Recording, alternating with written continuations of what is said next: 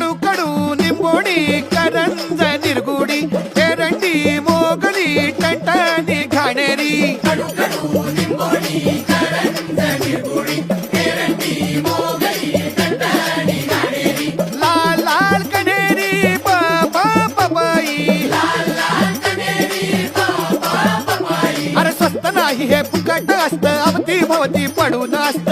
नाही हे फुकट असतं अवती भवती पडून असतं बस दोस्ता एवढंच कर लसूण मिरची ठेचा घे